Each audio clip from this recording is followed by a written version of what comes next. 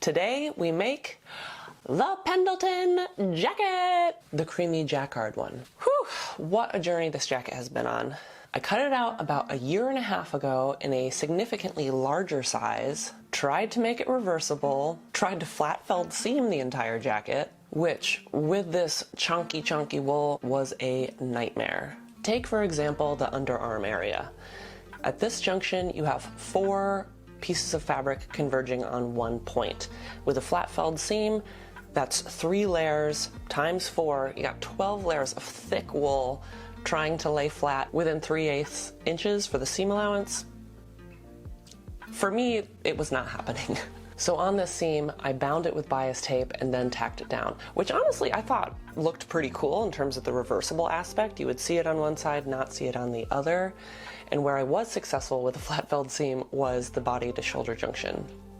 Now, successful might be a strong word. I did it, but it did not look good. So many lumps and bumps. It looked terrible. I knew something needed to change, but I was really hung up on making this jacket reversible. I hemmed and hawed about it for quite some time, and then the next thing I knew, it was time to go to New York for several months. So my time officially ran out and I had to set it down. But now that I'm home, it must be sewn. I'm gonna walk you through how I made it. Don't necessarily pay attention to exactly what's on the screen. I went about this in such a roundabout fashion. A little bit of this, a little bit of that, forgot about this, went back, seam ripped to that, blah, blah, blah. So I'm gonna try and cut through all that and streamline this process as much as possible and walk you through how I made this coat. Also, let me just cut in here real quick. Apologize for the voice. Hopefully I have a sexy Phoebe voice and not just a nightmare, sick, horrible voice. I have been sick all winter in one form or the other, and I gotta get this video out. So first, I seam ripped the entire thing apart, resized it, and basted it together.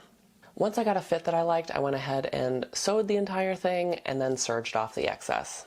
Everything is hanging really nicely. The center lines are on center. Shoulder seam is good. Also, I should mention, I did decide on making it not reversible. And looking back on the footage that I have discussing this jacket, I decided that I actually wanted the beige majority on the outside as opposed to the cream. Now that it's done, I can't decide if I made the right call or not, but it is what it is. And I love this jacket. After I had sewed everything and serged everything, I bound the seams in bias tape and tacked them down flat, like this. Once I had done that, I stitched my sleeve to the main body, bound it in bias tape, and I left it alone. I did not stitch it down. I didn't want to create flat, wonky, bumpy sleeves. And because of the structure of this jacket, I didn't need to add any padding in on the ends of the sleeves. The weight and the structure of the wool itself was thick enough, as well as the bias tape helped create this extra structure. So the sleeves lay quite nicely and crisp and have some body to them, so I didn't have to worry about adding any extra material, especially because I decided not to have a lining. So after I serged everything, which was terrifying by the way, I was really committed at that point to this new size. I then cut out a facing from scraps, foreshadowing, interfaced it, and then stitched it to the jacket. To finish the facing on the inside of the jacket, I simply folded the raw edge in and under and then top stitched it to the entire jacket, which caused a few issues. It created this bump that could be seen around the entire jacket where the facing was. I think if I had used some fusible bonding and a clapper, I could have potentially gotten rid of this, but it also created these other issues, which were the amount that I wanted to overlap it with the jacket and close it, button it, or snap it. It created this line. It's really hard to see on camera, and the proportions were just a little off. I didn't like it. Originally, when I designed this jacket, I wasn't gonna put pockets in, which we all know is a poor choice. I mean, where am I gonna put my hands? So to remedy the pocket situation, I could put in side seam pockets, but with the proportion, it would be uncomfortable, didn't want to do that. I could pattern match and top stitch pockets on, but that's not the look I was going for. So of course I settled on welt pockets. So in order to take care of this, as well as those other issues, I seam ripped the entire facing, and I finished it with bias tape instead. I have got a ton of this from a previous business, so it's kind of nice to just use some of this up. At first I started to pin the bias tape, and then I thought better of it, and I just brought over the spool with the jacket and stitched it as it came, which was definitely the better option.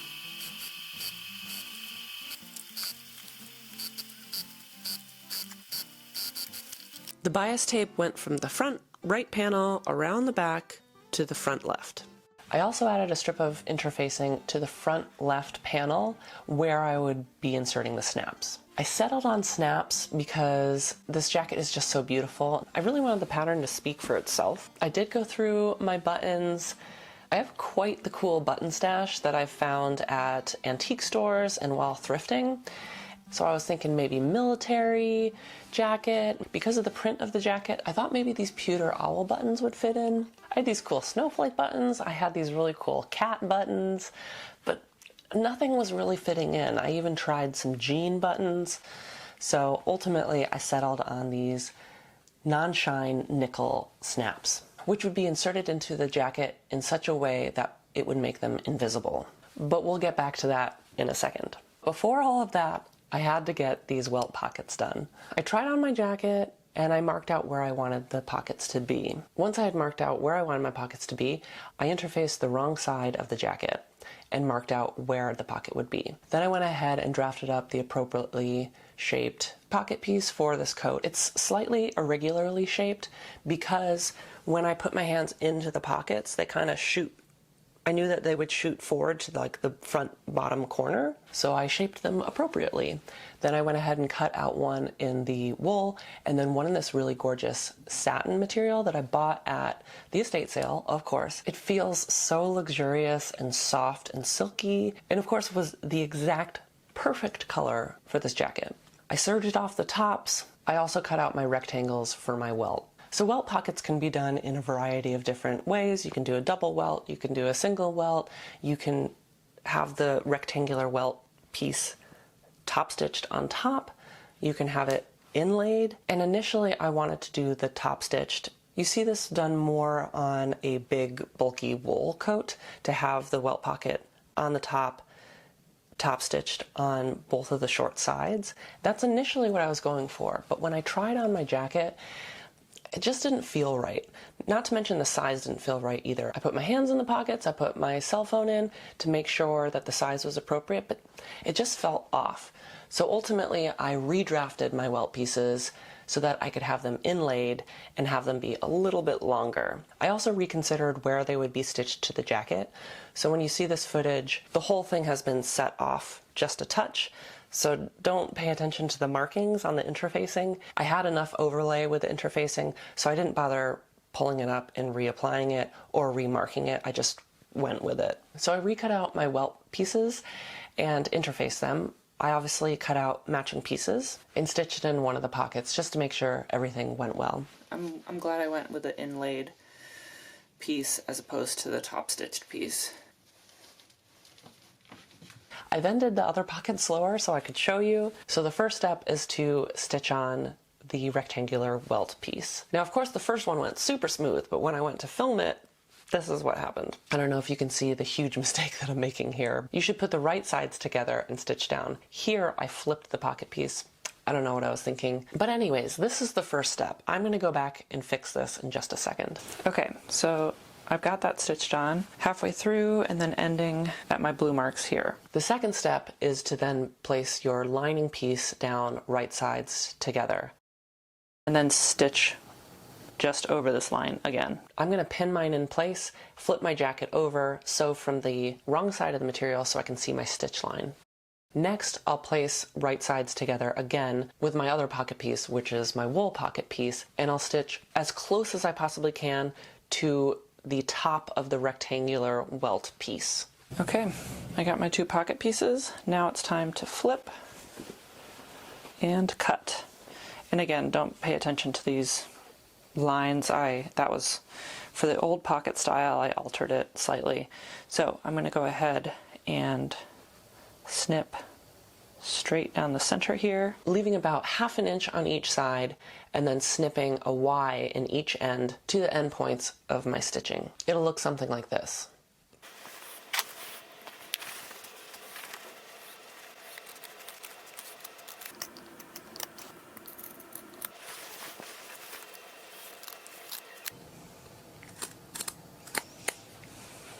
Okay,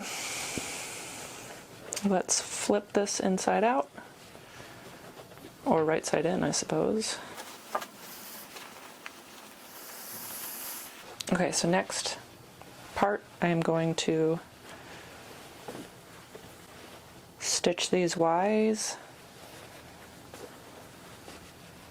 onto this part of the pocket there, just like that. All right, those are stitched now. So I'm going to give this a really nice good press, and then I'm going to stitch in the ditch on the short side and the bottom. I cannot believe I just did this. And of course it's when I film it. So this is the pocket that I'm working on. And this is the pocket that I've done. I really like this configuration. This jacket is matching in every way, except the pockets. It was supposed to be the other way around. I wasn't paying attention. This is really big, beefy wool, so I am gonna unpick it. I think everything should be fine. If it was more delicate, it is what it is at this point, but I think I can salvage it.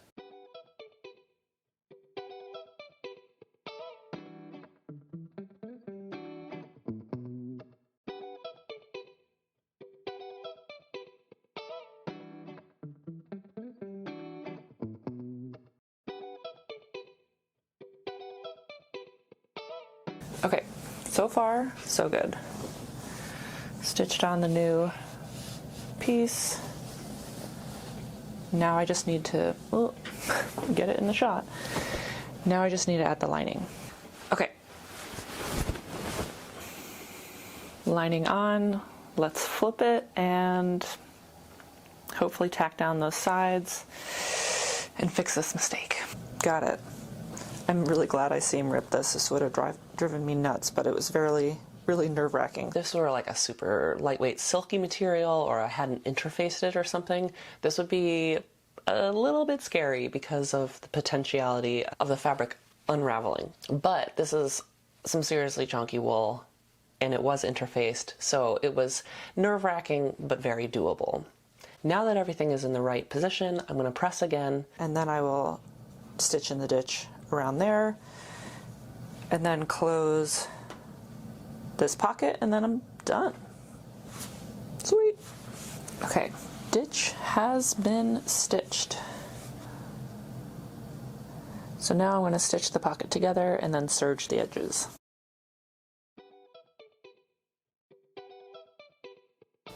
Obviously this would have been easier if I had put these pockets in before the jacket was constructed, but this isn't that bad.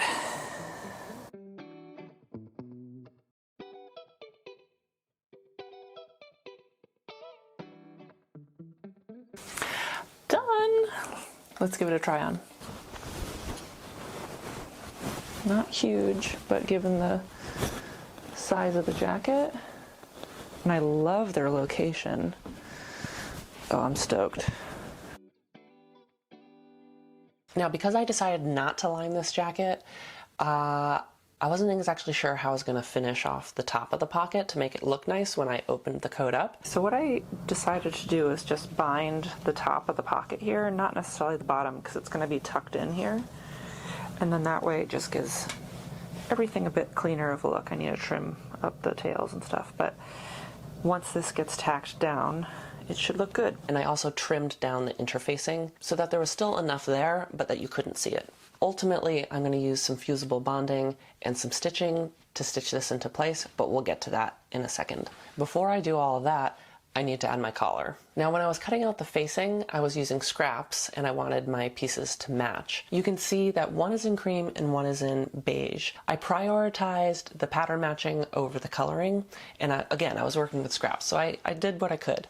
But you can see here on the top right of the jacket, I didn't cut out a long enough piece because the scraps I was working with weren't long enough. I should have fixed this in the moment, but I didn't, so I need to come back to this. So I'm gonna go ahead and search through the bin for some scrap pieces. I'm not too worried about pattern matching. This is a really small piece. So I find this piece, I interfaced it, I serged it, I then stitched it to the facing and pressed it open. Now I need to continue on with the bias tape, so I'll go ahead and stitch this on at a diagonal, snip it, fold it up, and stitch it into place.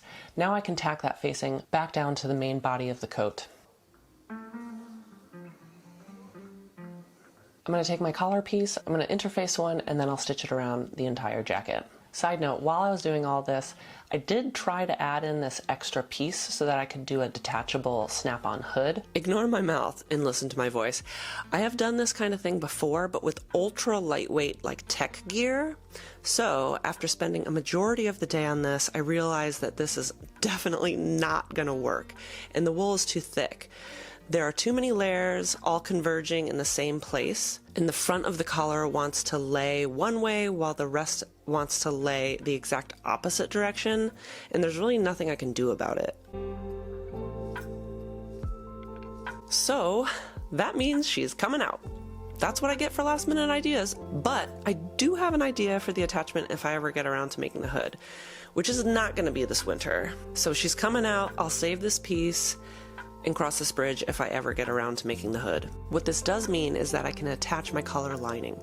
I even sew in a label from my old company to class this bad boy up. At this point I had already put in the snaps on the jacket and I needed to add in my snap for the collar piece, but let's just talk about the snaps all together in one. So I measured out and marked with a water-soluble pen where I wanted them to be. I then went ahead and used my hole puncher to punch holes in the corresponding spots.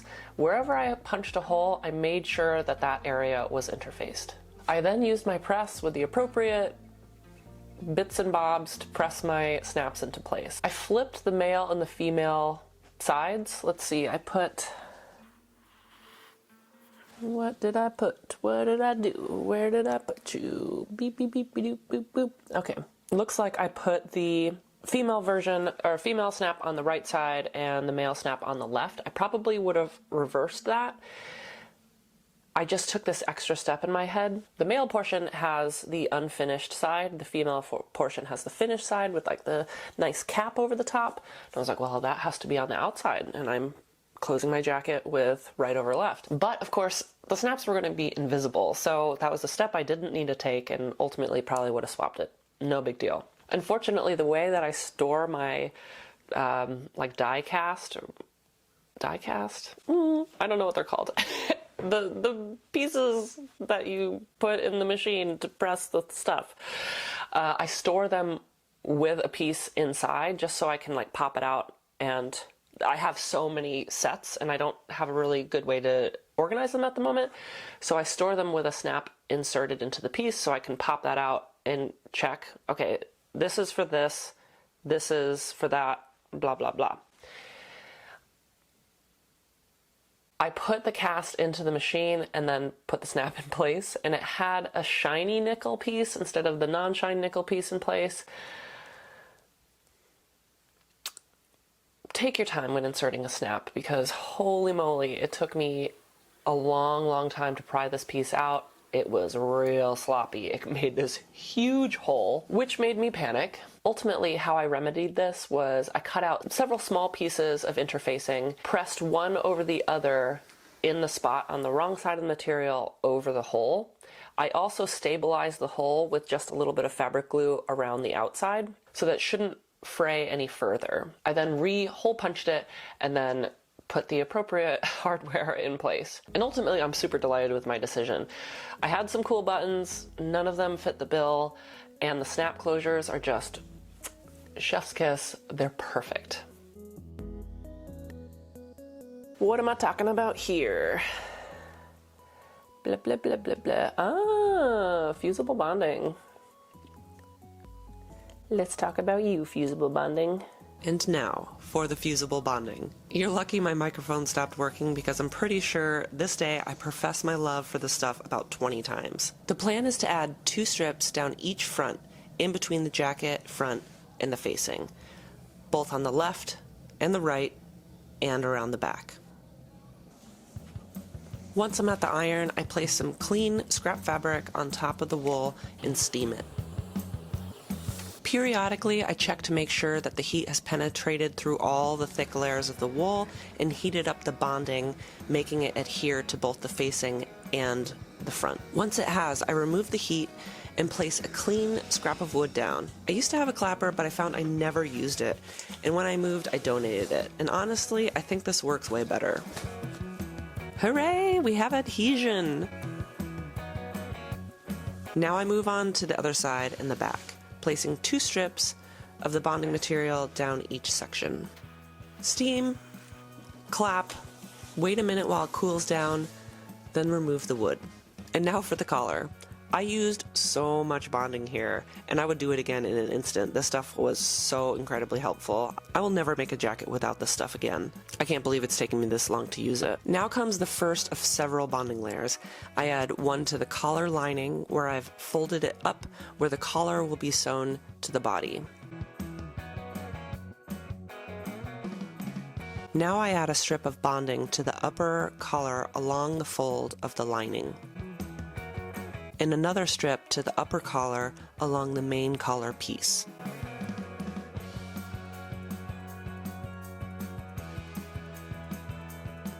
After wrangling the sheet into place, I steam it some more until the bonding has, well, bonded. You get it. Flipping the jacket over, I give it a press from the outside. Only one more strip of bonding to go. I add the last strip to the fold where the main collar piece meets the body of the jacket. Steam, clap, and wait. It held all this bulk in a really nice way. It's quite thick around the collar, and this not only helped me steam it into place, held everything into place, and then it also allowed me to stitch the lining onto the collar in the ditch in one go. I don't know about you, but I often miss like the beginning and the end of the collar piece because it's just so bulky and I can't quite get it underneath. I have to go back to it a second time is often the case, but with this stuff, I did it all in one go, and this is incredibly bulky material, so I am sold. I will be using this stuff for every project. I'll just figure out how I can insert it into every project, even if it's not necessary. It's also time to determine the length of the sleeves. I opted to choose the left and longer sleeve. I added bias tape to the end so I could just simply fold them up and under. I had initially intended to finish them off differently, but ultimately opted for this finish. I added one strip to each sleeve to reinforce the fold and have the sleeve finish be nice and crisp. I'll reinforce this hem with a slip stitch. Now I address the pockets, doing the exact same thing. One strip of bonding, steaming it to adhere, then placing the wood or clapper with weight on top.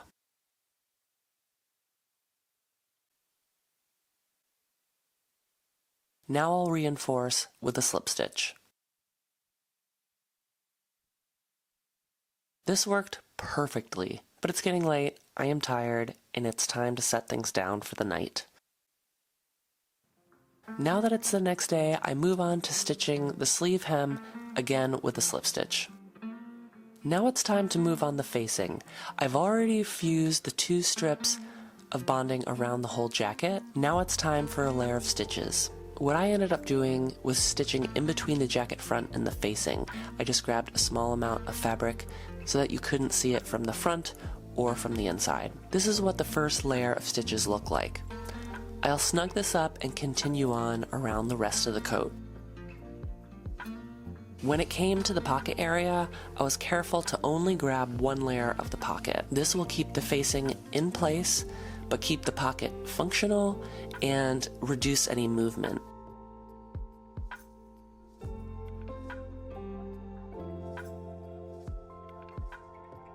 Then I do the second set of stitches around the whole coat one more time.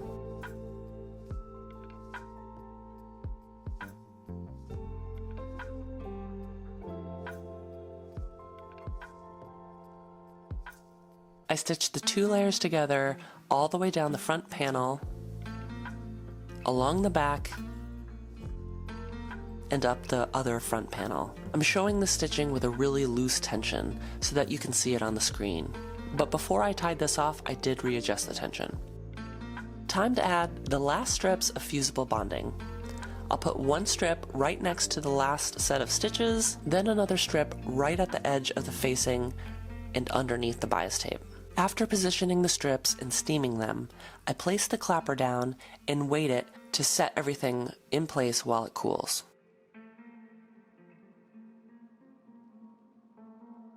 Almost done! Everything's set right and it's looking really good. Now it's time to sew, and sew, and sew. I'm using a slip stitch as the finishing step to this coat, stitching the bias tape to the coat. Is it a little weird that I kind of want to add a lining at this point? Maybe, but it's not happening today. Maybe at some point, but not today.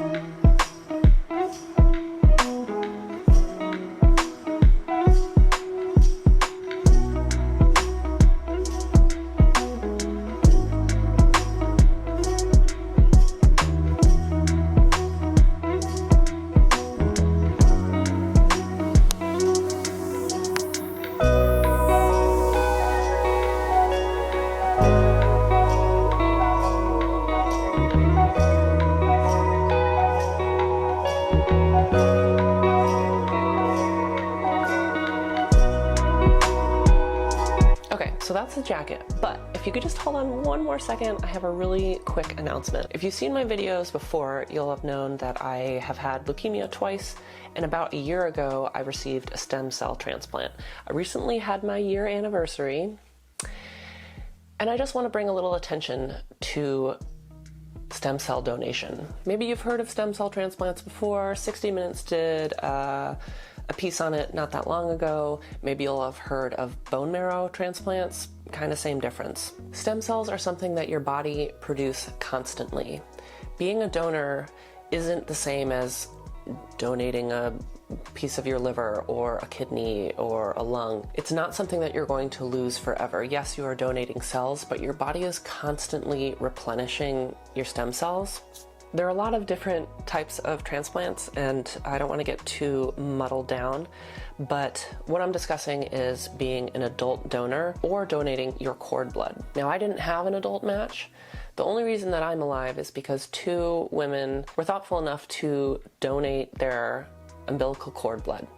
That is the type of transplant I had. I had a cord blood transplant. So I'm sure this is jumping all over the place. I haven't scripted this out, but if you're in between the ages of 20 and 40, if you're pregnant, if you have brothers, sisters, nieces, nephews, grandchildren who fit this demographic, if you're a minority, I encourage you even more so to click on one of the links in the description below and investigate donating your stem cells. Just because you sign up for the registry doesn't mean that you will donate. You have to match with someone, so why not just sign the registry and be available to match and to save a life? And that's it. I'll end there. Video's done. I'll see you in the next one. Subscribe.